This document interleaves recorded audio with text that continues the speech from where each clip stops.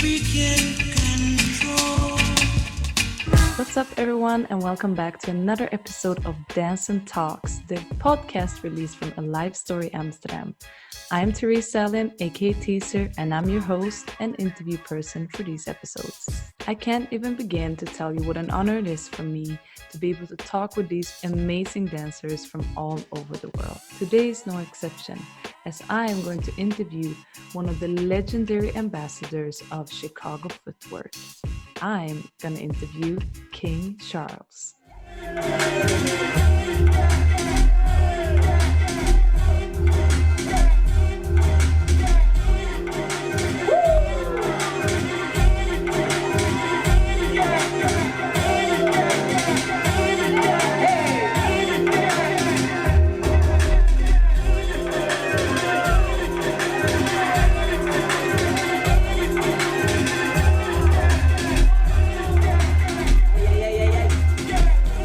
Chicago Footwork.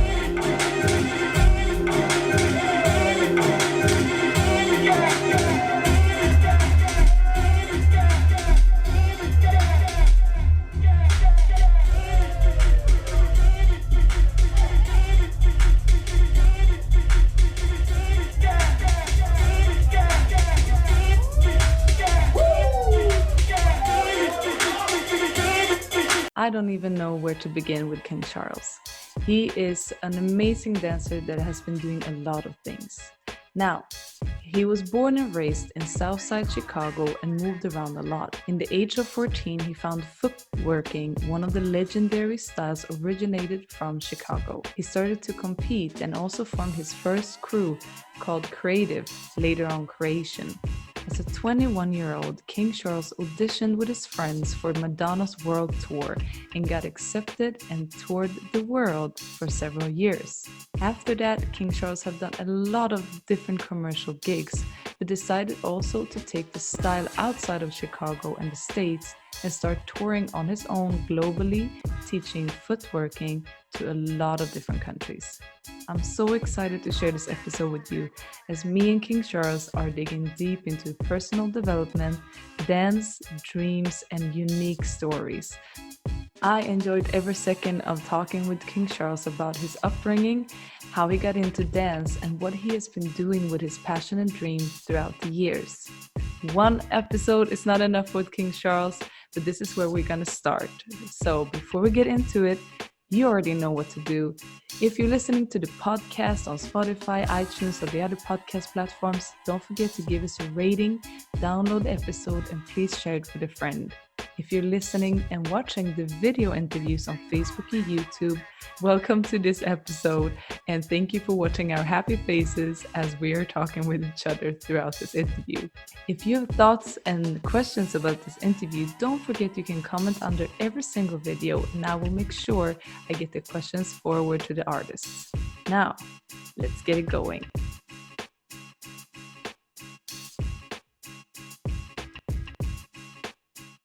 So welcome to this interview, King Charles. Hey, what's happening? What's happening?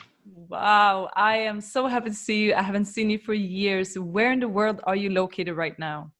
Right now, I'm in Arizona. I've been here. I've been here for about 8 months now, and I moved here from Los Angeles, living in Los Angeles for about 8 years. And right before that, I was at home in Chicago because, yeah, that's where I'm from. So. Yeah, for sure. And that's nice. So you've been moving around a little bit, and do you like it, Arizona? Is it the place you feel like this is home now, or? Good question. You know, I was just talking about this yesterday, and to my mom. My whole life, I've moved from house to house. My whole life, I went to 4 high schools. I just always moved around, and it was more because of safety, you know, because Chicago has a lot of crazy places. So my mom just wanted to keep us out of trouble. And every place, we made it feel like home, you know? So that old saying about home is where the heart is, I really believe in that.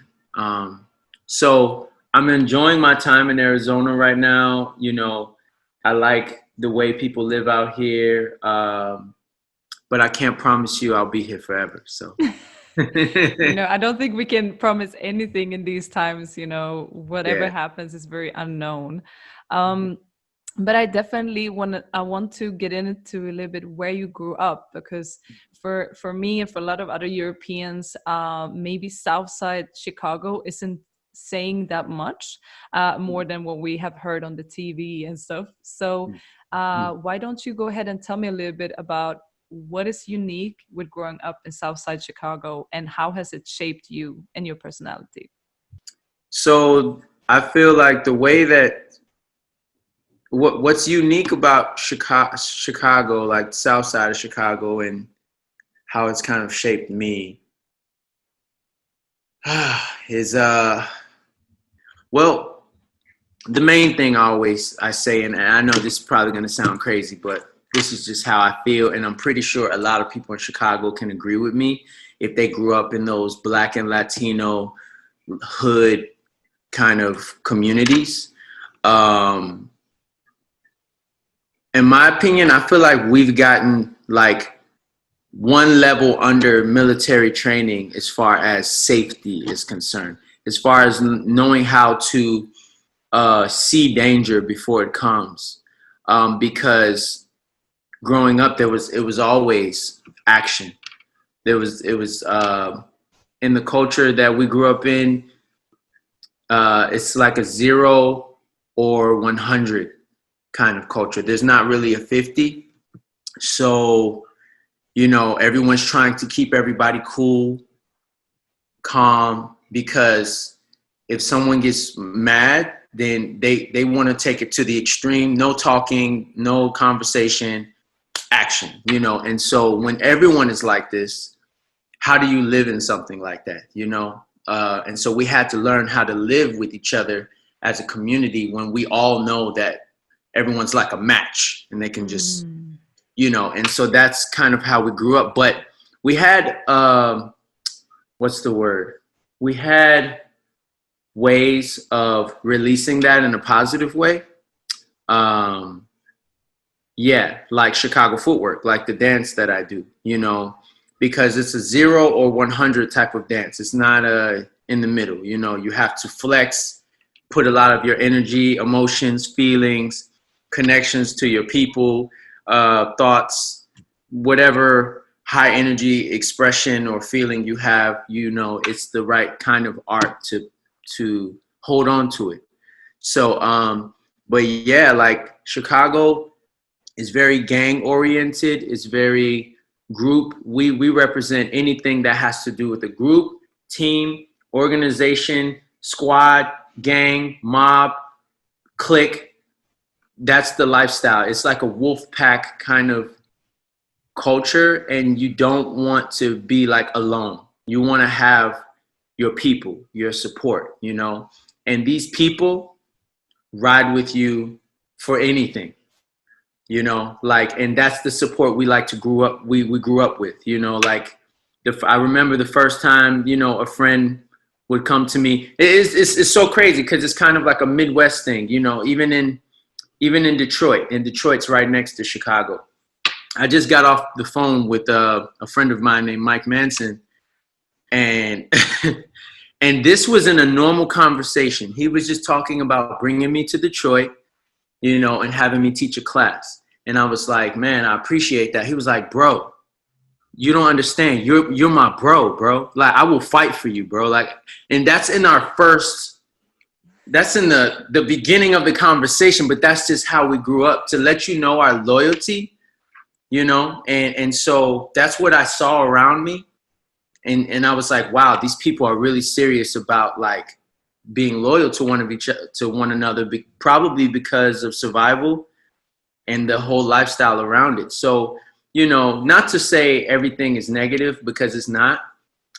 We have a lot of like wonderful history. Like, a lot of people don't know that Soul Train started in Chicago. Okay. They also don't know that house music started in Chicago. And we're right there in the middle between California and New York. We're just way smaller. But we have, Walt Disney was born in Chicago. The person who created Disney, you know, like it's a lot of stuff. So, but and then hip hop too. We have a big history with hip hop. You know, our biggest guy is Common, and you know Kanye West and Lupe Fiasco, Twista, like all of these guys. So a lot of people go through the struggles in Chicago and learn how to twist it into something that's productive, that can represent us in a good way. And that's what I wanted to do. I wanted to be another fighter from Chicago that is fighting for something that we represent, that we hold close to our heart. And that's our dance. No one knew about this dance for over 30 years, you know. And like when I was coming up in this dance, it was like 75% gangs in this dance, 25% not gangs, you know. So most of the groups that I wanted to join when I was 15, I would watch them do secret handshakes and stuff, and I would find out like, oh yeah, this dance group, they represent, you know, Four Corner Hustlers, or this group represents Vice Lords, or this group represents the Black Peace Stones, or the Gangster Disciples, or the BDs, or the, you know, and just all these different gangs and stuff. So it wasn't just about the dance too. And I think for me, growing up from my parents, I grew up around gangs and stuff, but I love the groups that I was with. I just made my own group because I felt like I could represent in a more, I could push us further in a more safer way. You know, like my group, I have over 70 members in my group from all around the world. And in the Chicago chapter of the group, I do have people that were in opposite gangs in my group, you know, but I wanted to give them a home where they don't have to focus on that, you know, and they can utilize what they have as a gift, as a talent, to push themselves further instead of just focusing on something more local. I wanted everybody to start thinking more globally, and, you know, I don't know. So yeah, there's a lot, but Chicago's an awesome place. I still think it needs some uplifting, and that's why I do so much work with people outside of Chicago, because I remember bringing the first person from outside of Chicago to Chicago. I remember bringing a white person into the Black neighborhoods to come to a battle, and I wanted to see their reaction, and everyone was like quiet in a way where it was like, not in a racial way. It was more about like, how should they act? Read a room. How do you how do you move in the space like that? How should, not the white person, how should the Black people were like, how we're acting like, you know. So some of them would come up to him and say, hey, so you do footwork? And he would say, yeah. And they would say, oh, cool. They've never seen a white person do footwork before. So in their mind, they're curious, you know, how does it look like? And then if they ask you, can they teach you something? And you say, yeah, you just made their day so much higher, because now they can tell their families that they taught a white person from a whole nother place this dance. The people in Chicago, especially in the Chicago Footwork community, are very grateful and appreciative, because we've been locked away for 30 years without anybody knowing our stuff. So we want people to learn it. Of course, we want them to learn it the right way, but we're not in that, you know, some dances are in a political place where, you know, if someone from a different race is doing their dance, they're very sensitive about that and blah, blah, blah. Okay, I understand that. We're you know, we're sensitive about anybody doing it the wrong way. It's not about a specific race. It's about a Black person doing it the wrong way, a white person doing it the wrong way. So if you're doing it the wrong way, we have to fix you, you know. But we were very open to bringing people from outside to Chicago to learn it. but you know, it's still a dangerous place. So we always try to take care of our guests when they come, For sure. because yeah, it gets a little crazy. Yeah, but I mean, I think that is the same case in a lot of different styles. Now, I personally do dance hall. I've been to Jamaica several times. Going to downtown Kingston is not a game. You need to know how to move. You need to know who you're Mhm. moving with, and be respectful. And being respectful in other countries and in other cultures when you are a guest in that culture is completely different. You have to be like on the listener position and like really taking it in. So I think that that's great, but I'm really happy to hear that, uh to to get that recognition and to get that, like, starting to see like we have this style, and like how will the world see it if it gets out to Asia or to other parts of the world. That's amazing. Yeah, yeah. um so were you like always interested in dance, or was it something with footwork that kind of caught you? Yeah, since I could walk, I had to dance. But we didn't really have a choice in my family. My family, both sides of my family, all come from a musical background. Like my father is the oldest brother of 8 siblings, and they were all in musical bands together doing concerts since teenagers. My grandfather was a bass guitar player. My other grandfather was a promoter for events, and my mother was a singer. My aunts were backup singers. One aunt played the saxophone. My father played the guitar. 3 uncles, drummers. All of them were performers. When all the kids came over to my grandparents' house for the holidays, they forced us to perform for them. So some of the cousins would be crying, some cousins would be happy to do it, but we didn't have a choice. We had to go up there, dance, do something. And me, I was the kid where I really wanted to.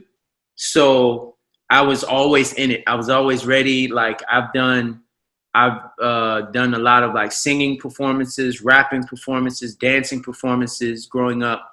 I stopped doing so much music about like 8 years ago, because Chicago Footwork started to really like take up my time. But my father trained me in a lot of things, and he trained my ear at a young age. So I've been dancing since I could walk. Yeah. Yeah. Hmm.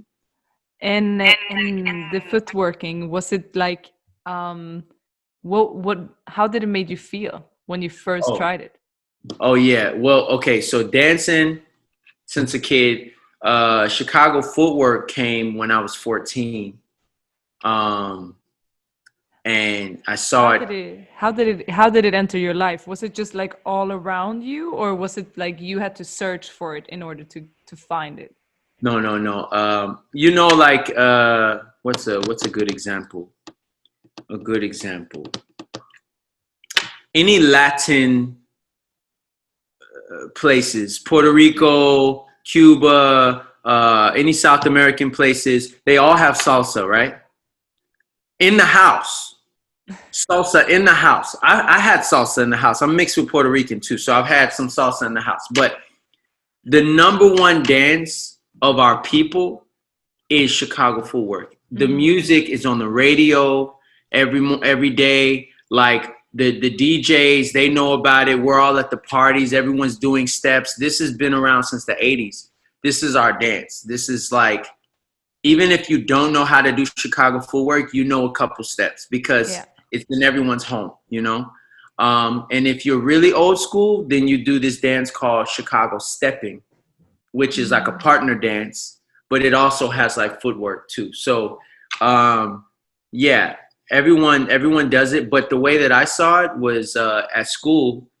It was at a assembly. We call them assemblies, where like 6th grade, 7th grade, and 8th grade, they all come to the same gym, cafeteria or whatever. And one of the teachers got on the microphone and said, "Okay, class, this is spirit time. You know, there's going to be contests to see who has the most spirit from the 6th grade, 7th grade, or the 8th grade. So you have to really support your class, your grade, you know." we're going to have a dance contest. So I'm like, ooh, it's going to be a dance contest. I was in 6th grade. And so I was about 13, 14. So they said, we want the class to pick one dancer from each grade level. So in my grade, it's like, I don't know, 400 of us. They picked this guy named Tristan. His name is Tristan. And it's crazy because Tristan lived across the street from my grandmother's house. So I saw him my whole life. I never knew he was a dancer. So then they picked this guy named Corey from 7th grade. I remember all of this. And then they picked this guy named Jason from 8th grade. They put them on the stage. They said, okay, we're going to count to 3. We're going to play the music and you guys dance. Now, these were white teachers, you know, in a black community. So they didn't know what the students were going to do. You know, when they cut that music on, all 3 of the students started footworking. And everyone was screaming. I was like, what is that? What are they doing? And Tristan, maybe he won that competition. I think he won because he did a footwork move. And then this was around the time that The Matrix, the movie, came out. So he did a footwork move and then he fell to the ground like he was dodging a bullet and then came back up and started footworking. It was incredible. So after that, my whole life was changed because I was doing a lot of sports. I was doing basketball, skating, soccer, like all types of stuff, football, you know. But then I really wanted to learn about this dance. And my friend told me, well, if you go to this skating rink down the street, because Chicago is very famous for skating. Markham skating rink? Markham skating rink. Yeah. Research. Okay, doing your research. Okay. Yeah. Chicago is very famous for our skating. We have a lot of skating groups and crews that do a lot of amazing tricks on the 4-wheel skates. Wow. To James Brown music and all that type of stuff. Yeah. So nice. So in the skating rink, at this particular skating rink, they had a small room called the juke room. And they told me if I go there, I'll see Chicago Footwork. Now, back then, it wasn't called Chicago Footwork. It was just called Footwork because we were in Chicago. So we didn't need to. It makes sense. Yeah. So I went in there. And my life was changed forever. And it wasn't just because I saw the footwork. It's because I saw the juking too. Now, juking, I don't know if you know, but it's very similar to dance hall, social dancing. Okay? So these teenagers are in this party. Juking is when a guy and a girl get on each other. And Daggering. Yeah. They're Daggering. Yes. Now the only difference. Stop. The only difference is that they don't jump off of like big things and fall on you. We don't do that. You know. No. But they do stand up and they do, and then sometimes one guy is holding another guy more low so that you know the girl can do her thing or whatever. Yeah. You know. Wow. So I saw that for the first time. And then I saw other circles where people were footworking, and this was all happening at the same time. So my mind was just like, I was like, this is going to be my secret place that I'm pretty sure nobody's parents knows that they're in this party doing this right now. So we went there every Saturday. And then I started asking the town, like people everywhere, like, hey, do you know footwork? Do you know footwork? Can you show me a footwork move? And I was just like, and my mom kept moving me from town to town. So every time we moved to a new neighborhood, I would ask who knows footwork in this new neighborhood. And I had like 5 teachers. Most people only have like 1 teacher or 2 teachers. I had like 5, 6 teachers because I kept moving from town to town. So I learned a lot of different styles of Chicago footwork, not just one style.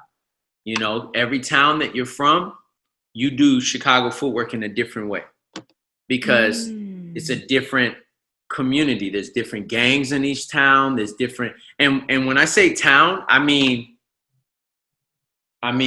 like to drive through one town is probably 5-10 minutes to drive through one town, and then you're in the next town. Wow. And so it's like a few hundred people in each town, but it's different. You know that you're in Markham. You know that you're in Country Club Hills. You know that you're in Hazelcrest. You know that you're in Harvey, and it's only like not that far away from each other, but that's yeah. crazy, because it's almost like graffiti. People could see on their tags where it was from. So when you get together in like bigger battles, you could actually see like, oh, this guy must come from this area. Yes. Wow.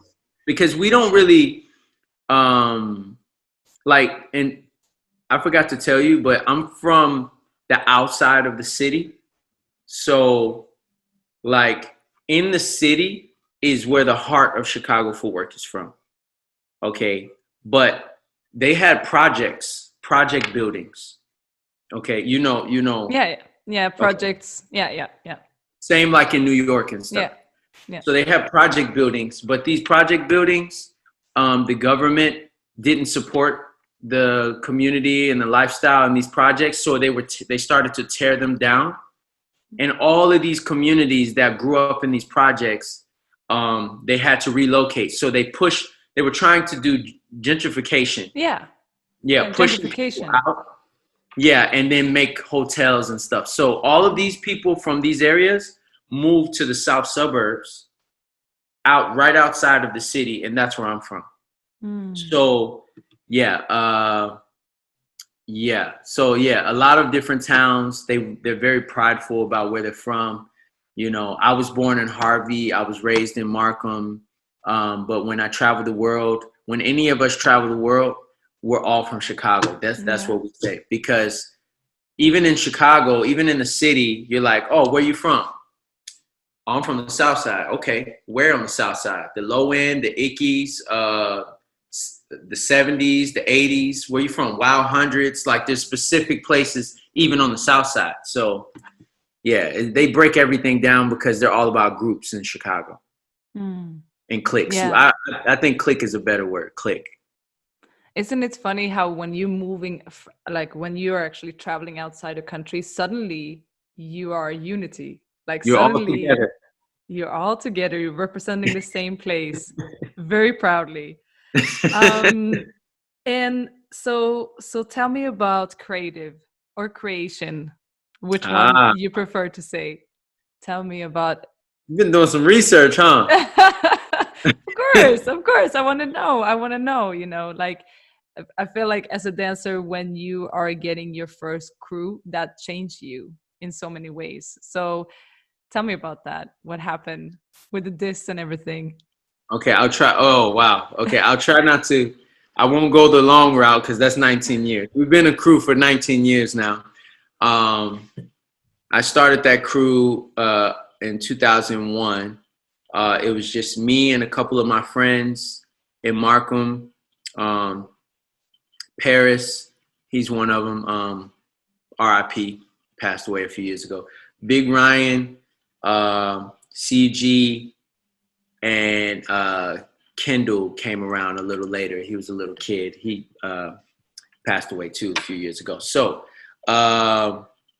we started because we wanted to represent our own thing, but we weren't strong enough to represent our own group in this culture because this culture is very like aggressive. And I was with another group, but that was a real dance group. Like I had to go to rehearsals and they were trying to do shows and go battle people and stuff. And my group was just like a bunch of kids trying to do something, So I was learning information from these other groups. But every time I learned new information, I took my bike and I was riding my bike back to Markham because my grandmother lives there. All my cousins live there. My friends are there. So I would share more information and we would train. One year, there was this competition called the King of the Circle. And one of my teachers, he made it to the finals and he won the King of the Circle. It was the most epic battle I've ever seen. The other guy, he passed out on the floor, and the security had to pick him up. And yeah, it was really intense. Wow. And so when I saw that, I was like, I'm going to sign up next year. I don't care if I don't win. I know I'm not going to win because I'm too young, and all these high-level footworkers are going to be in this. But I just want to say that I was a part of history, you know, because it was our only battle. We only had this battle at the time, and it was once a year. So, I mean, we battled all the time, but battling for us in Chicago is, we don't need a judge or a 1, 2, 3 or a referee or a stage. We don't need that. Spin the bottle, no nothing. No.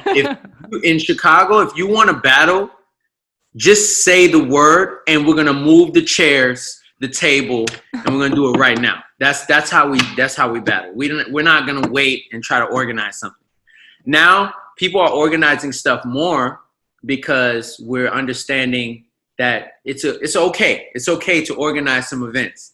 But the raw way of battling in Chicago Footwork is like, why wait? Call outs. Right. There. If you're emotional right now about something I said, why would you wait? Just battle me right now. Let's go. This is, so anyway. So this was our biggest event because this was our only event. So I really wanted to sign up the next year. And so me and my friend Luda, he was 13 or 12 years old. I was 14 or 15. I remember us walking for 45 minutes to get to this place because we didn't have a ride. Nobody could give us a ride to the battle. So we walked really far to get there. And we were just imagining how it was going to be. And then I remember being in the line waiting to get inside, and the police officers, Chicago's an aggressive place in the Black and Latino communities. Like, they had big German Rottweiler dogs like jumping at us and stuff. We're all like, stay alive, whatever. Police were aggressive, whatever. But so then we finally get in, and then I sign up, and I don't know how I made it to the finals, but I made it to the finals. You made it to the finals? Yeah. In your first battle? In my first battle, yeah. It was a crowd decision battle. So they raise your hand and the audience makes noise for you. And I don't know, maybe because I was the only light-skinned person in the whole Chicago Footwork community. I don't know, but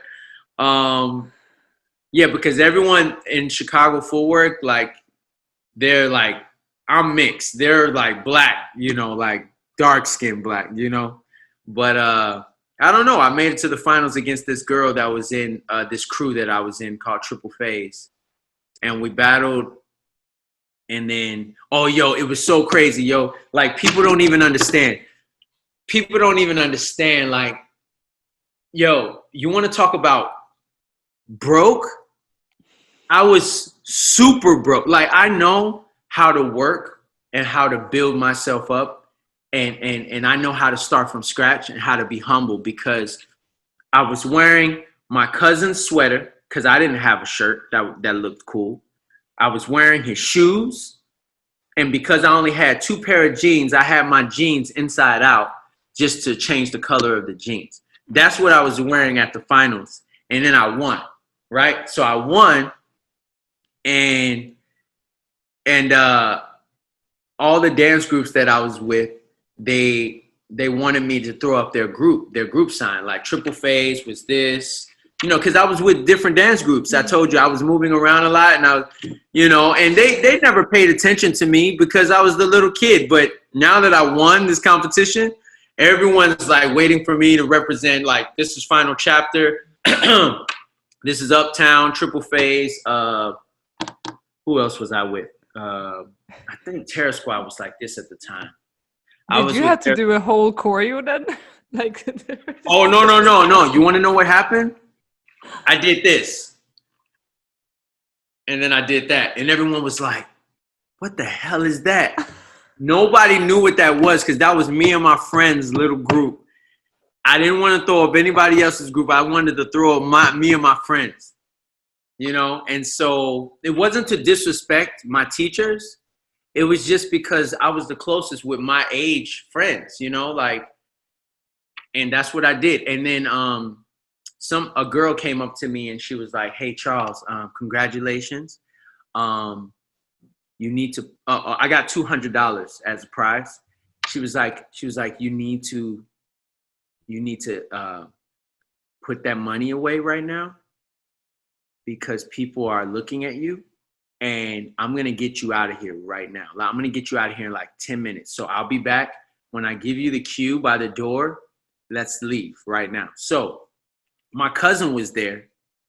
And so he was more of a fighter. He's a tough guy. So I was like, well, if I give him my money, it'll be safe with him. So I went to my cousin. I said, hey, hold on to this money because people are trying to like get it from me. Like guys were coming up to me like, congratulations, like touching my side, you know? And so I gave it to my cousin, and then I got in the car, and this girl took me home. And I forgot to get the money from my cousin. And I saw him the next day. And he was a little bad back in the day. He wasn't my best cousin. So when he gave me my money, he gave me $170 back. I was like, where's my $30, dude? He said, I don't know where your $30 is. Whatever. It's crazy stuff, right? But it's all good. So it wasn't about the money. It was more that like I won. And the next weekend, the DJ, he told everybody, he was like, yo, we got King Charles in the building. And when I walked in the room, he was like, we got King Charles. I was like, no. I don't want the attention. I don't want that attention. No. I was like, that's not my name. This is Chicago. I don't want the attention of King Charles. Everybody was like, so you calling yourself King Charles? I said, no, not me. He said, yeah, but the DJ just said that that's what you call yourself. And they don't talk a lot in Chicago. So everyone was coming at me, battling me, pushing me, like pulling my shirt back. Because in our culture, we touch in Chicago Footwork. We can touch. So they're pushing me, but they're dancing, you know, and like, so yeah, I got burnt, like, or people say smoke, but in Chicago we say burnt. Like I got burnt a lot of times. But what it did for me was it pushed me to practice even more and to defend myself. I needed to take care of myself. I want to keep going to this party, but I'm not going to let you guys just keep, you know, jumping me like this. So I'm going to go home and I'm going to practice. I'm going to come back, and then I'm going to go home and I'm going to come back. And every time you're going to see this, even if it's just a little bit. That's what I did. But to finish the story, I went to a cruise practice. We went to a cruise practice. Remember the guy I told you about at the first guy that I ever seen do Chicago Footwork? Tristan. Yeah. Tristan, yeah. We went to his practice with his crew, and we were about to battle and practice, and they were like, hey, before we battle, I just want to play this new footwork track that just came out. They go, and they're giggling, they're laughing and stuff. I'm like, why are they laughing? And then the track comes on, and it's like, oh, by the way, the group that we started was called Creative. Yeah. Right, it was called Creative. So when they cut on this song, it said my teacher's name, it said two other people's name, and I was like, okay, this sounds like a dope track. When the beat dropped, can I curse on here? Yeah. Okay. When the beat dropped, it was like, fuck creation, just over and over and over and over. I was like, Oh my God. everyone was laughing, and I was like, who's creation? They were like, that's you. I said, oh, they made a mistake. Our crew is called Creative. They said, well, your crew's called Creation now. And so ever since that day, we've been called Creation because our first track was a diss record towards us because of what I did at the King of the Circle when I threw up the C. And but just like in other histories, you know, where they use a bad name for a bad reason and people flip it to be something, you know, to embrace. That's the same thing we did, you know. King Charles wasn't my choice. Creation wasn't my choice. We took it, we ran with it, and we turned it into something positive. So And see how far, if they would only know, like when they dropped that song, what would have happened with creation and what little King Charles would be able to do. That is some epic memories to look back at, man. That is some epic. it's crazy. And I mean, now we're probably jumping quite a lot of years, but you also ended up being an artistic director for Chicago Footwork Kings. Yes. Like, what, you never left your original crew, but it was okay to become a part of a next crew too, or was it like a how did that happen? Yeah. So I had management before that. It was a company called Shytainment, and they were really promoting us, and they were doing great promotion for creation. And then one of their meetings was with this woman named Lady Soul, and I wanted to sit in on this meeting because I was the president of creation. I don't know anything about business at age 18 years old, but I represent my crew and these are my brothers and sisters. So I wanted to hear what they were talking about. And this woman, this Mexican woman, she looked very, I don't know, like confident in herself. She looked like she had a lot of experience and like power, you know? So after they talked to her, I went to her and said, hey, my name's Charles. I'm the leader of the crew. Could I get your business card too? I just want my own copy. And she gave me a business card. Later on, when we lost our connection with our former managers, I got scared and I needed some support and I didn't know who could help us. And I was scared that our career was over before it started, really. So I contacted Lady Soul. And I said, hey, I'm coming back from New York because we just won a competition. I'm coming back from New York and I wanted to know if you can give me a ride home. I'll give you gas money. I just really wanted to talk to you. So we got in the car and I poured my heart out to this woman because like I never had any backup plan. Like I never finished high school. Like still, you know, like I just went straight for my dreams, like with what I love to do. And I wanted to prove to my team and my family that we can do this, you know? So I poured my heart out to Lady Soul and she said, okay, I'll see what I can do, you know, just wait on my call. I'll call you and see if I can like find some jobs or some shows or something, or maybe some class training and stuff. She's a very professional woman. She has a long history in teaching classes in different styles. She also is like she's like a really big fan of reggae and like dance hall. Like I'm not sure if she's a fan of like the new school dance hall, but I know for sure she's a fan of the old school stuff. So anyway, she brought me and 3 other members of my crew on to this project where we called ourselves Creation Footwork Kings. A lot of people don't know this. So we had a 6-month project where we were called Creation Footwork Kings and we were doing high school shows and stuff like that, building our name. And then she started to feel uncomfortable and she said, I feel like we need the city's support to really be big. And we're not going to have the city support because you are one crew and there's many crews. And these other crews are not going to support us. So I think we should make a separate company and just call it Footwork Kings. I don't want to disrespect what you have here with creation, but we should do something over here and call it Footwork Kings and bring other people from other crews into the same ensemble. And that's what we did. I was her first, so I became the artistic director. She was the CEO, the founder of the business. It became a business, and yeah, we had a lot of people from different crews, and it worked for a few years, like about seven years, maybe even 8 years. We came out with the first Chicago Footwork documentary, America's Best Dance Crew, America's Got Talent. We did a lot of great things.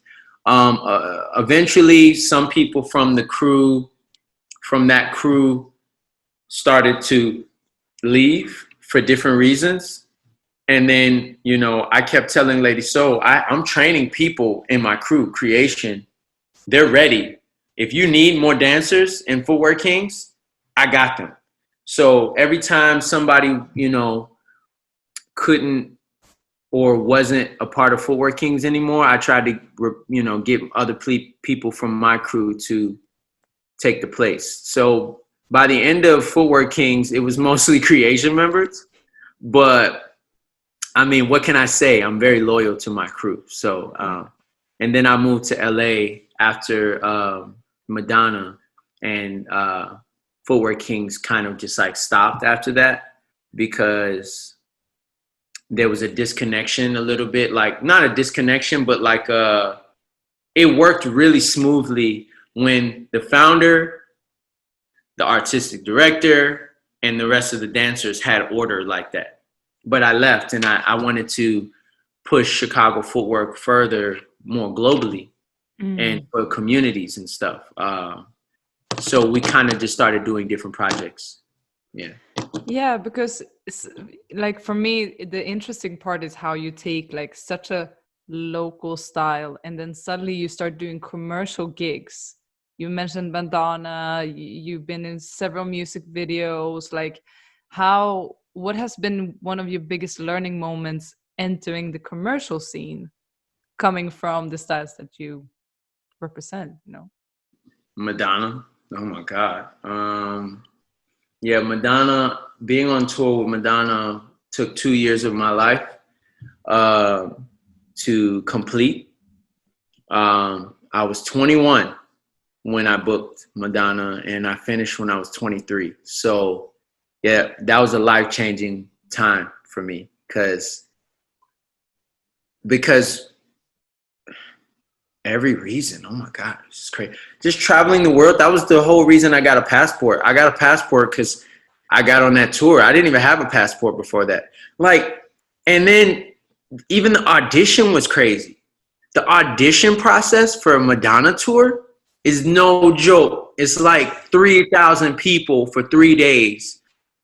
I mean, people on stilts walking past you, like with capes and boobs out with flaming hoop things and just animals, and you know, you're like, what's going on? I came in there with like a white t-shirt. I came in there. Yeah, you know, like I came in there, I had braids. We went to the front desk to sign up, and they were moving so fast, they didn't even look at me. They were like, okay, agency and name. I was like, huh? My name's Charles, but hey, did you say agency? Agency? You don't have an agency? Okay, somebody give me a white piece of paper. They put a white piece of paper on my shirt with a smiley face. And I was walking around the whole place with that. Other people had their agencies and their headshots and their pictures and their portfolios and stuff. We didn't have nothing, you know, and we made it from the first day. And then and I was sick. I had the flu. I remember I was really sick too. We made it past the first day, and every day when we went back home to the hotel in LA, we would have a battle competition on the way home in the middle of the street. When the light turns red, the cars would be watching, and one person go out, and we footwork, and we see who gets the most honks from the cars, and then we went home. We didn't think we were gonna book a Madonna tour. We thought we were gonna go back to Chicago and say, "Yo, guess what? We did a audition for Madonna. That's it." You know, we didn't. So second day, we had to learn choreography, and me, I was a good dancer, like natural good dancer. Like I had good groove, and I can like catch on to what you're doing, but I wasn't clean like in choreo execution. Like I wasn't super clean, but I can pick it up, you know. My other friend, look, the last day they split us up. Oh, I have to tell you this real quick before they split us up. So on the last day, Madonna finally came. Madonna wasn't there for the first 2 days. She came on the last day. She sat on the front of the table, and she had her arms crossed, and she said, "Okay, I want everybody to get off the floor. I want to see the jukers. from Chicago. She called us jukers. We were looking around like, they were like, yeah, I think she's talking about you guys. So we got on the floor. It was just us three. And she said, so I have a new song that I didn't release yet, and it was produced by Pharrell Williams. And I want to see what you guys can do to it. You ready? I was like, we're always ready. I whispered to my friends. I was like, okay, TJ, you do that footwork routine with me that we practice. J-Ron can't do that. J-Ron couldn't even do a routine. So I was like, he can't do it. So we're going to slide, and then he's going to slide through and just kill it in the freestyle. So that's what we did. We did our routine. Then J-Ron came through the middle, and he went so crazy. He was kicking his legs over the table, the judge table, over Madonna. Like, we were just going crazy. And so they were very impressed. And then they split us up, and they put us in different choreo groups. And this was the scariest moment for me because I watched both of my friends mess up really, really bad in the choreo. J-Ron messed up so bad that for like, I think it was like 8 counts of 8, he didn't even dance. He was just standing there, and the other 3 dancers were killing the choreo. But after you finish the choreo, you have to freestyle. So J-Ron was standing there waiting, and when it was freestyle time, he went crazy. Like, he went so crazy. And so I did a little better. I did the choreo and the freestyle, and they lined us up. And then that's when they cut one of my friends. It was 3 of us. They cut one of my friends at the end. And then she also asked everybody our birthdays. She said, I want all of you to tell me all of your birthdays. And we were like, okay. So we told her our birthdays, and she was like, I just wanted to make sure there was no Scorpios in the room. Oh, I'm a Scorpio. Wait a second. Oh, no. No, look. And this is crazy because she's superstitious, but there was only one Scorpio in the whole tour. And because there was 2 brothers, the Talladega brothers, who were the choreographers for our tour. And one of them was a Scorpio. So I don't know, maybe she has a special exception for specific Scorpios. I don't know. Wow. Can you imagine being there for 3 days, doing your best, you killing everything, and then you get burned because of your birthday? Like, really? Is that the end? Oh my, I would be so pissed though. I would be so pissed. Yeah, Wow. so just to make a long story short, it was very life-changing. We learned about how serious people can be about performance, and we had to dance in front of hundreds of thousands of people every night.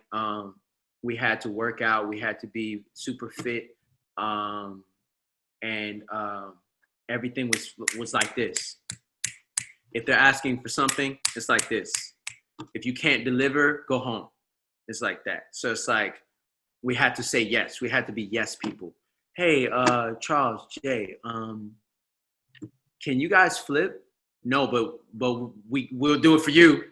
You know, like I'm just using an example, but we had to be like ready for anything. Like me and J-Ron had to box every night in the show. So we had to get a personal boxing trainer to teach us how to professionally box because we were sparring with no gloves, and we had to aim for each other's faces. And if we missed, we hit each other in the face. Like literally, I didn't know why they wanted us to do that, but then I found out that they wanted us to choreograph a Chicago Footwork boxing performance, mixing boxing with Chicago Footwork, because they wanted something that was so a high energy that 100,000 people could watch us instead of Madonna, and Madonna could leave the stage and go change into her second outfit. So it had to be so explosive that she could leave and we can keep the attention. So me and J-Ron every night in one of the songs, it was 26 songs, we had to dance and fight every night in front of hundreds of thousands of people. And like, when we tried to show this performance to Madonna before the concert, you know what she said to us? She was like, okay, so I mean this in the nicest way, but you guys hit like pussies, and my little daughter can hit harder than you guys. So if you don't fix this, I'm gonna have to find somebody else who can. It was now look, I don't want to make it sound like Madonna's a super bad person, because like when it's party time, or when like we need to talk to her like in another way, she's like a mother, she's like a friend, she has many different hats. But when she's in manager mode, like boss mode, she's hardcore. So we had to keep practicing, and make it really intense. It's on YouTube. You can type Die Another Day, Sticky and Sweet tour. If you type that, you'll see the performance. Every night we were just kicking each other's asses. So like, anyway, it was very life changing. I realized that I wanted to be in a relationship with like someone from another country after that tour, or during that tour. That's when I was like, yo, this world is so amazing. I want to learn languages. I want to eat different foods. I want to try different traditions, everything. So it took me to a whole nother place. And like, I don't know, a part of me is just, I'm just one with the world now. Like, I'm just like, I don't know. I after that tour, I was traveling for 13 years straight. The only reason I stopped traveling the world for 13 years straight, like every month, is because of COVID-19 and the riots right now. That's the only reason I slowed down. Yeah. So, but yeah, it was a great experience. I think I would never change what I experienced on that tour. I've gotten punched in the face on that tour. I'm talking about in a dance hall club. I went to a dance hall club in London, and this big French black dude was getting a drink behind me, and I was trying to dance for these girls at this booth, and I was trying to do like my new move. I was like trying to impress them and stuff, like yeah. And I was trying to do like this spin arm swing thing, and he was behind me. I didn't know he was behind me, and he went to take his drink like this, and I did a spin and knocked his whole drink. I tried to say sorry. He didn't even wait. He just went for the punch, and he almost hit right here, but he hit me in the neck, so it made like a loud smack. Everyone thought that he hit me right here, but I didn't move. And then my friend threw me across the room, and they kicked him out and all this other stuff. So I experienced a lot of stuff on that tour. Not even on stage while you were fighting, but in the club. In the club, and it wasn't my fault. The dancer, there was a guy named Norman, and if he ever sees this, he's gonna laugh. Norman did 3 Madonna tours already. I was the rookie. He was the experienced guy. So he knew I was the rookie. So he called my phone every night at the hotel. Hey, Charlotte, get dressed. We go to club. Come, we go. Boom. I have to go. I'm 21, 22 years old. This guy's an OG. Okay, I got to go with him. And every time I went somewhere with him, we got into something crazy. I was like, damn, this guy. But it wasn't his fault. It's all good. I learned a lot on that tour. I'm 33 years old now. I have a lot of stories that I can tell about that. So many stories. And I know that we could probably talk for hours about this, because we're like skipping so many years now, where it's like, okay, so you started to teach, you actually made like a global dance crew. I don't even know where to get into that, but like you've been visiting so many countries. Have you ever thought about living outside of the States? Or have you lived outside of the States? Whenever I'm in a country, I try to live there for that moment. I try to really like feel like I'm living there. I try to stay at someone's house, do what they're doing. I'm not the big, just put me in a hotel, unless you're just like somebody I really don't feel a vibe with, and okay, we have nothing to talk about, nothing in common, okay, hotel. But most of the time I try to really live out the experience. But as far as living, there was one time, because I was in a relationship for 4 years with a Persian girl from Sweden. Well, she was born in Persia, but she moved to Stockholm. And we were living together in LA. And at one point, I was just like, you know, well, you lived out here. So once you're finished with school, how about we just move to Stockholm? You know, she was like, are you sure? I was like, well, me, I can get work anywhere. I don't need to be in one place to get work. Most of my work is traveling. So if I live in Sweden, I can just move around. So I started telling all the organizers, like, be ready. In 1 year, I'm going to be living in Sweden, you know. So all the organizers were getting ready, but then I had to cut that short because we separated and yeah. So I had a different plan after that. So Sweden didn't become the next footwork capital country. I'm so sad to hear that. You know, if you want to give us another shot, I'm in Amsterdam now, so the Netherlands is also popping. You know. You know, I was supposed to be there. I was supposed to be there this year for the first time to teach class. I mean, I've been there before, but I never taught class. I was supposed to be there. John was going to bring me out from summer dance to teach a class for summer dance. Wow. Oh Yes. my gosh. Yeah, Next maybe. time. I hope. I was there last year and it's an amazing event in one of the most really like old school clubs here. So yeah, next time Amsterdam, you have to let me know. Okay. Okay, basically I wrote down a couple of sentences and I would love you to fill in the blanks in the end. Okay. Like, for example, a great dancer is.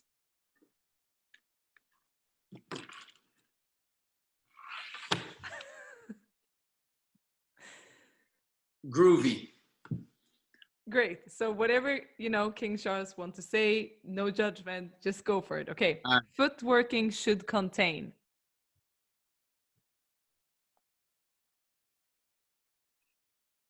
Deep feeling that's connected. Does it have to be one word? No. Oh, You can, okay. the end of the sentence. Yeah. Okay. Deep feeling, you know, that has to be connected with some grooves, not just kicks and arms and big moves. Yeah. Great. An amazing artistic director is someone that's open to the dancers that are on that team or in that company or a part of that ensemble, not just expecting to create everything from the artistic director's mind, but to be open to who is dancing because maybe they have excellent ideas too. Working as a team, you know, I think being a good student is, you know, always important for a leader or a teacher to constantly be open to new things. So utilizing the people on your team. Great. Yeah. I'm gonna write that down. A performance that touches your soul should be. Oof. Performance that touches your soul should be a roller coaster. Should be a well-written story. I don't want to see just a climax in the beginning and in the end. I want to see something that takes me on an emotional ride. If it takes me on a good ride, then it's going to take my emotions on a good ride. And I think that's an excellent performance. Something that makes you go up and down and around and takes you to a destination before it's finished, I think is a good performance. That can be from 20 seconds to 2-hour concert. You have enough time to tell a story because you're communicating. And where are you trying to take your story to? So I think that's a good performance for me. Now I have to stick in there because I think I saw in one of your credits you had Omarion word for word, maybe yes. Music video. That was a roller coaster of a music video. Did you direct that? No. Actually, Omarion got his big opportunity to direct one of his first videos of him just being a director for it. So he really wanted to make it like an extended kind of video. And so me and Tango, we just helped choreograph it and train him artistically for the video. But those were his ideas, like going to Japan and wanting to do all that stuff. He wanted to do that. So yeah. Yeah. Okay, cool, cool. Okay, next one. I do not vibe with. Robots. I do not Siri. vibe. Yeah, I do not vibe with robots, and that's a literal statement. Like, how can you vibe with a robot? You can't. So, what I mean metaphorically is that anyone who's taking classes and learning from other people or following like a fashion of something, still remember that you are you. So be you. Like dig deep inside of you so that you look like you. I don't want to watch dance videos and everyone looks the same because I'm going to quit watching dance videos. I think people need to take the foundation and the information that they learn and the cultures that they learn and realize that the best people in these cultures are the people who know who they are, you know, like they know themselves because they live their life deep with themselves and they connect with other people knowing who they are. So yeah, no robots. You know, I don't train any robots. I train people to literally be the best person that they can be because we got to make more superheroes out here. And superheroes aren't the same. They're all different types of superheroes. So yeah, no robots. That's neat. That's nice. That's nice. Okay, okay. I love seeing. Why was I about to say hugs and kisses? Okay, wait. Because we're in isolation and quarantine, and that's what Yeah, humans need right now. yeah, yeah. No, I do. I love seeing good connections form, create, become something. You know, I do love seeing that. I love seeing two new people that I know meet each other and they're like from totally different places. And I just sit back and I'm just like, you know, because like, I don't want it to only be me connecting with all these wonderful people around the world. I want the people that I know that I grew up with to also get these experiences and the people that I'm meeting on the road to get these experiences because the best education that I've ever had, I told you I didn't finish school, but Yeah. I'm living school every day because I'm traveling, because I'm connecting with so many different races and cultures. I want people to get this deeper connection and education too, because it's like, it feeds you. And I love seeing people get fed the right way. Like I'm one of these people. I can so recognize myself, and I'm one of those that oversells like every person that I meet to each other. Like if I'm gonna, you know, introduce somebody, I am telling like, oh my gosh, this is amazing. I'm so happy you two are meeting because this and this person has done this and this, and they're like always so awkward next to me. I'm like, okay, you just told my life story, Yeah. and I'm like, but you both are so dope, but you should That's the talk. best. That's the best right there. You have to do that because that's how you feel, you know? Like if you feel like they're not doing themselves a justice, you have to do the justice for them. They're talking and they're trying to be really humble and stuff. And you're like, no. Hey, did she tell you that she did this before? Blah, blah, blah. Like, Yeah, like, can I finish saying my name before you're like saying that I'm not introducing myself correctly? Yeah, I sign up on that. I'm a hype man, you know, I'm yeah. hyping everyone that I meet. So I can definitely recognize myself in that. Okay, Yes. okay, okay. Great work ethic means. Appreciating every step of a process. Um, a lot of people think that they work hard, mm, but they took shortcuts, you know, and then to get the job. But other people are in the same position or higher, and they took all the proper steps. These steps, if they're not helping you, the beginning steps, if they're not helping you today, they probably will help you tomorrow or in 10 years.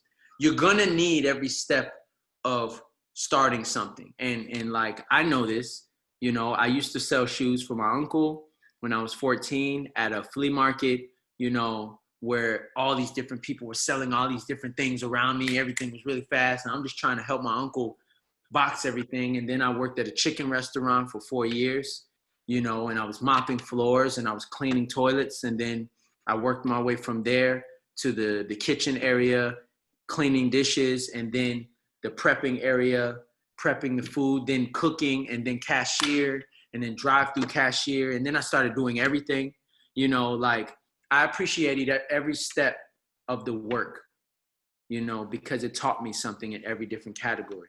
So you can be the newest person of a dance group or you can be the leader. But, you know, how is your, like, how do you appreciate the process of the work, you know? So yeah, that's, I don't know, that's the work for me. I need to know where I begin. If I'm going to start some work, I need to know what's level 1. I don't want to skip any levels just because it looks flashy on level 6. I need level 1. Yeah. That's great. That's great. Yeah, I'm gonna let that sink in with me a little bit. That's cool. I have got respect when I.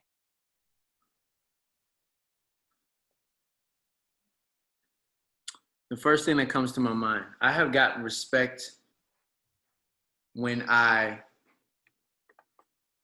shut up and speak with my action. Yeah. A lot of people are talking at the wrong times nowadays, you know, and I think if they can understand that translation is in many different ways and not just one way, or communication, you know, then maybe you can earn respect from somebody in another way, because some people's ears don't want to hear anything anymore. They're so numb because everyone's trying to explain their situation in this way and that way. And I realized that. I feel like I have important things to say, but everyone doesn't want to always hear from my mouth. Okay. I respect that.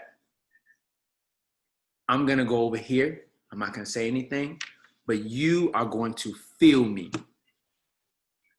You're going to feel me. I'm going to say everything. I'm going to say everything without saying anything, you know? And day by day, I'm getting more and more respect from people because I'm holding in what I want to say and I'm letting it out in different artistic ways. That's the power of an artist, you know, someone who can create. And I'm creating different ways of communication. I really, really, really want to communicate with people and get their respect. So I'm practicing on how to earn this person's respect, how to earn this person's respect. You know I can't please everyone, but I think, yeah, that's what the choreographer told me on the Madonna tour. I asked him for some advice before the tour started. You know what he said to me? I said, hey, if there's any advice you can give me on this tour before it starts, what would you tell me? He was like, shut the fuck up and learn. He said it just like that. Now, I could have took that the wrong way, but I didn't even start the tour yet. And this is the choreographer. I'm not about to quit. I'm not about to let him make me quit because of what he said. I'm going to take it in and I'm going to really try to just let that sit. Okay. All right. Learn. Okay. So I put 2 and 2 together. I need to shut up and show people that I'm learning, and show people that I'm growing, and show people what I want to say. You know, I don't always have to talk. So I think that's a good way to earn some respect. You know, like, you know, if you want to earn the respect on the basketball court, are you going to tell everybody about how good you are, or are you going to go on that court and you're going to show them? You know? That's it. That's Yeah. it. Okay, if I could change one thing globally.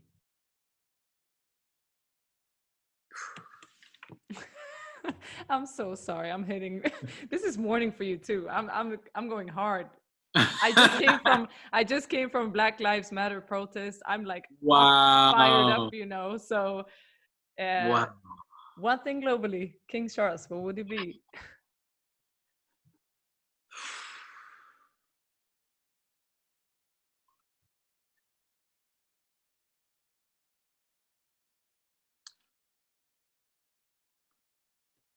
Because you've seen a lot of places. Yeah.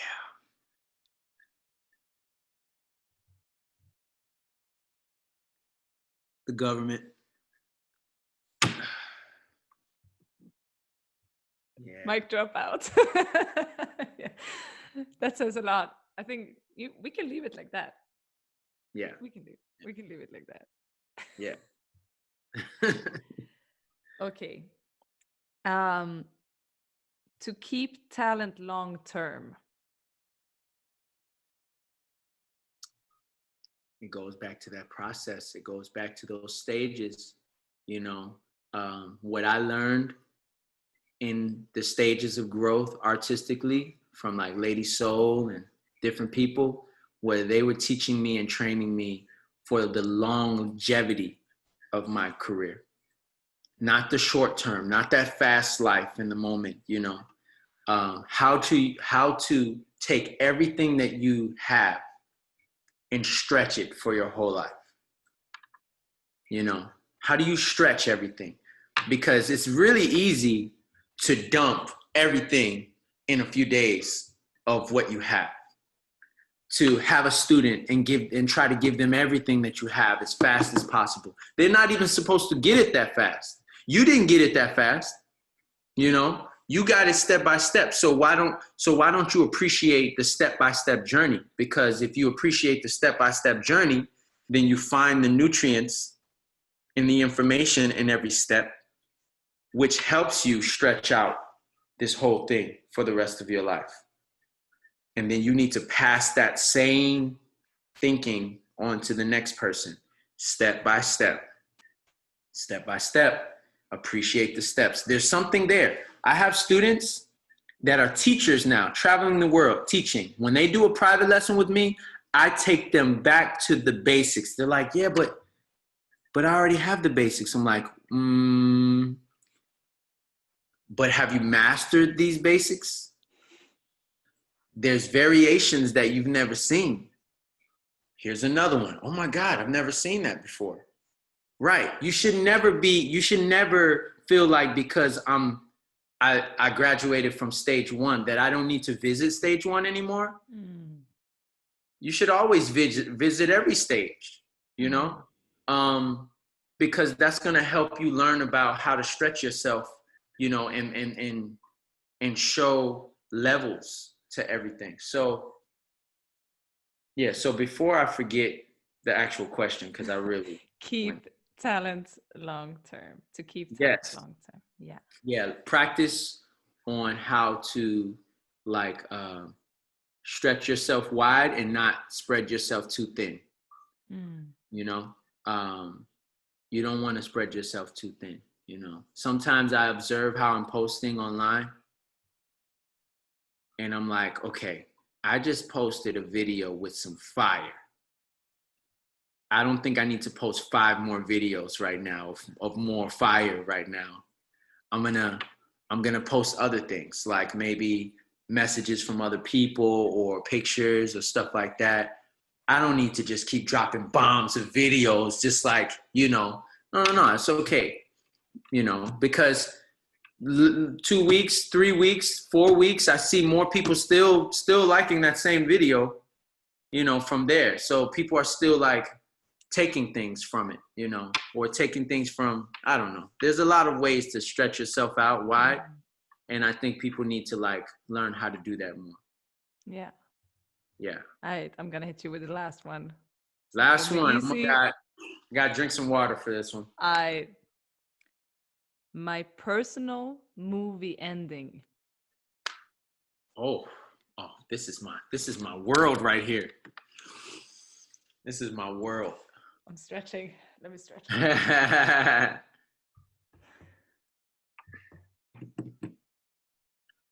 This is gonna sound so cliche. This is gonna sound so like, you know. Are we coming back to the kisses and hugs, or where are we landing with this?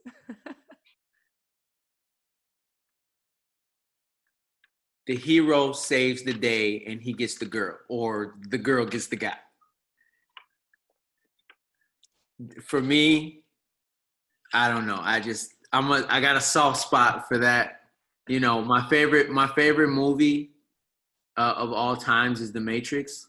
So because it represents so many things that's happening right now and like the system and are we living in the Matrix and blah, blah, blah, metaphorically, right? And then how this guy who just doesn't have any value for himself realizes that like he can help change the world that people know. And then the woman that's helping him do it because she already sees the light, you know, and she's trying to guide this guy because she knows that he can be the one. And then he has a mentor, and it's just, yeah. And then like, he doesn't let her die. He can feel her dying and he saves her, you know. I don't know. I just love those heroic movies. I got a whole catalog in my room that fills a whole wall of just heroic movies. And it's my actual fuel for every day. I love watching movies like that, and then it pumps me up, and I translate it into my art. Like, I translate it into my life. Like, I know I'm not that same person, but I'm my own hero. So I need to live life. I need to live life like that. You know, a lot of people, and I go back to social media, a lot of people make posts. They want to express themselves. But in that moment, they're not thinking about a 9-year-old kid that has the same social media that they have. They're not thinking about that. But if you're a hero is for the people. So not only are you representing how you feel, but you need to represent it in a way that it can translate to people of all ages as much as possible. You're not going to be perfect, but you know, you want to inspire, you want to motivate, right? So, you know, that's us doing our part, you know. So like, I think about the kids. I got 70 people in my crew from age 10 to age 40. So like, I'm always trying to guide them the right direction. I want the kids' parents to be comfortable with what I post. I care about all of them. So I try to stay on top of that. And I realized that people like Will Smith, he even said it in his last music video. He said, like, I made it this far in my career without even cursing. Yeah. You know, I'm not saying that I'm Will Smith, but I'm just using him as an example to say, like, don't feel scared to represent things the way that you want to for the people you care about, just because other people don't do it that way. You know, like, there's a lane where you don't have to change who you are in a bad way and can still inspire people, you know? So you just have to be more creative and artistic with your gifts. So I don't know. But yeah, the hero. It seems like you are living that, like, that is even your movie ending and where you're heading. Trying. Becoming the community hero, getting the girl, you know, not letting her die. No. Seems fair. Yes. Fair. Yeah. Yeah. You know, King Charles, I feel like I need to book in another interview with you. We have so much more to talk about, and I cannot stress the fact that we haven't even got into like your rap and MC career. You know, so is it okay if I book another interview with you further down the long run? 10, I don't care. We can do this all the time. Yeah, hit me up. So I just want to kind of finish off with leaving you to the mic. Is there anything we should look out for project-wise? Anything you want us to know? Anyone you want to shout out? Whatever you want to say, the mic is yours. I want to give a shout out to all my loved ones around the world, my blood, and the people who are just friends and family, even the people that I met one time, you know. If we've affected each other in some type of way, shape, or form, I appreciate you. And I hope you're doing good out there. Just know that the sky is not the limit. I don't care what anybody says. It's not the limit. The limit is what you make it. You know, create. Let's all just keep creating positive, loving things for the person right next to you and from across the world. You know, let's stay connected. We're all connected. And be on the lookout for classes. I'm always teaching. I do free group chats where we have groups that want to just really train for free, you know, and they can't afford it. We're training with the whole country of India, you know, like, and we're doing a lot of stuff with them and in Brazil. I have a masterclass coming up for anybody who wants to challenge themselves. That's happening on June 21st. That's Tokyo time, 11 a.m. But if this doesn't get out before then, it's all good. Just know that I'm always teaching classes. You guys can just check my Instagram. If you want to do a background check on me, check my website, kingcharlesfootwork.com. And that's about it. You're a beautiful person. I appreciate you for setting this up with me.